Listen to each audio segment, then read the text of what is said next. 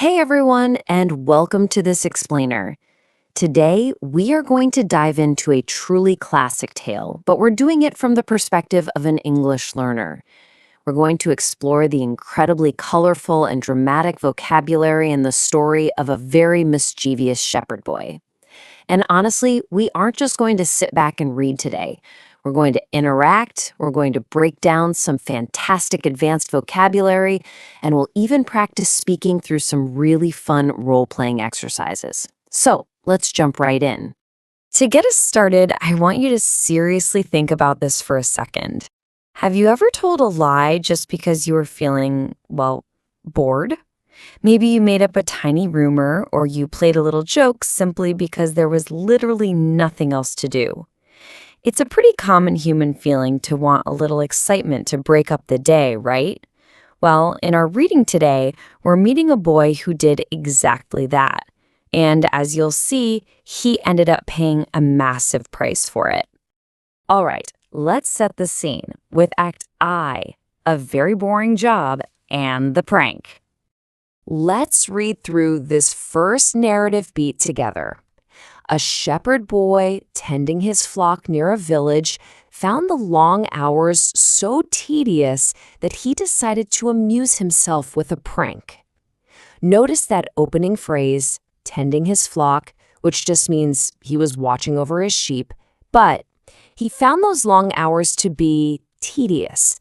Incredibly mind-numbingly boring. So what does he do? He decides to amuse himself or entertain himself with a prank, a mischievous trick.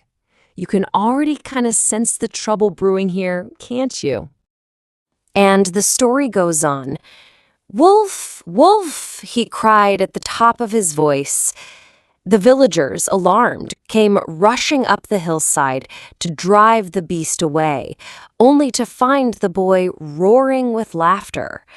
The author uses these dynamic verbs here to create such a massive contrast. On one hand, you have the panicked villagers who came rushing up to drive the beast away. They are sprinting, entirely ready for a fight. And the boy? He's just roaring with laughter. To him, this whole life or death panic is just a hilarious comedy. If you want to instantly elevate your English storytelling, mastering these specific action phrases is an absolute game changer.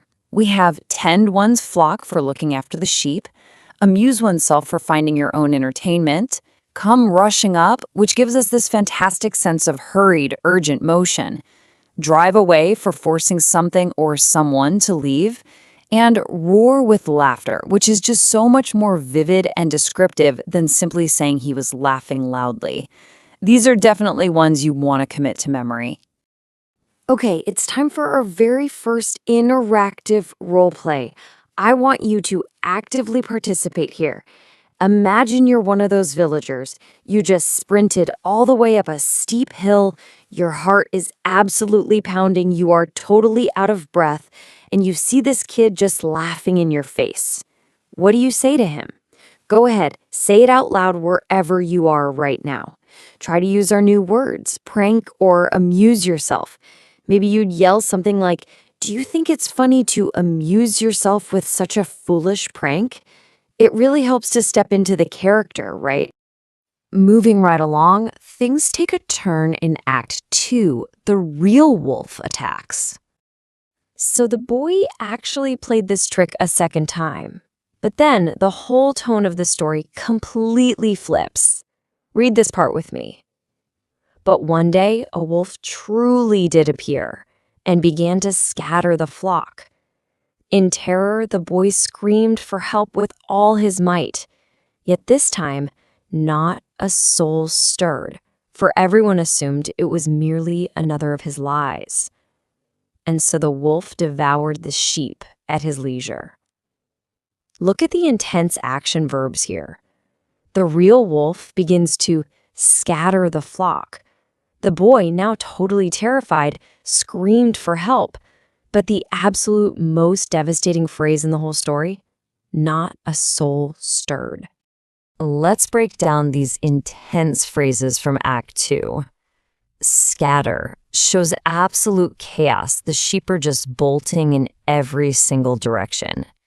Scream for help paints a picture of pure, raw terror. But again, really focus on not a soul stirred. It perfectly captures that awful, silent realization that no one is moving. Nobody is coming to save him. Why? Because they assume. They just believe it without even checking that it's another lie. And because of that, the wolf gets to eat the sheep at his leisure, meaning he's completely relaxed and unhurried. This is such a brilliant way to illustrate the dramatic contrast in the boy's emotions throughout the narrative. Back in Act 1, he's delighted, he's roaring with laughter, treating his job like a total joke. But cut to Act 2, and he is in absolute terror, screaming for help. By comparing these two moments side by side, we see the very real, direct consequences of his actions. The vocabulary completely shifts from lighthearted amusement to absolute despair. Which means it is time for our second role play. This time, you are the boy. The wolf is literally right in front of you, chasing down your sheep. I want you to get into character and loudly practice the boy's desperate plea for help. Remember our target phrase from the text? He screamed with all his might, meaning with every ounce of strength and power he had. Ready? Let's hear it. Help! Help! It's a real wolf! Just imagine putting all your might into that cry, only to be met with dead silence from the village down below. It's chilling, honestly. And that brings us to the final part of our story, Act 3, the golden sentence and moral. Because the villagers assumed it was just another prank, the wolf devoured the sheep completely at his leisure. So, what is the ultimate takeaway from this disaster? Well, every great fable has what we call a golden sentence. Let's read this one slowly and clearly together. A liar will not be believed even when he speaks the truth. It's a timeless moral.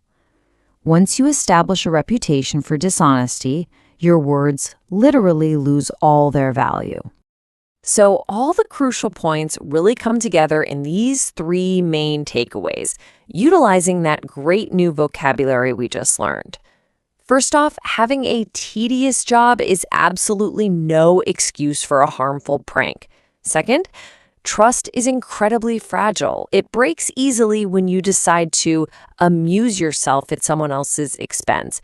And third, the ultimate consequence, a liar is never believed. His temporary cure for boredom resulted in a permanent loss of trust. To wrap things up, we have our final role play challenge. Imagine you are a wise village elder. The boy is crying over his lost sheep. I want you to comfort him, sure, but you also need to teach him his hard-learned lesson. Explain why no one came to help, and use our golden sentence. A liar will not be believed even when he speaks the truth. Try to speak with a sense of real wisdom and patience. Practicing these phrases out loud is absolutely the best way to make them stick. Thank you so much for exploring this reading with me today. Keep practicing those dynamic verbs, and I will catch you in the next explainer.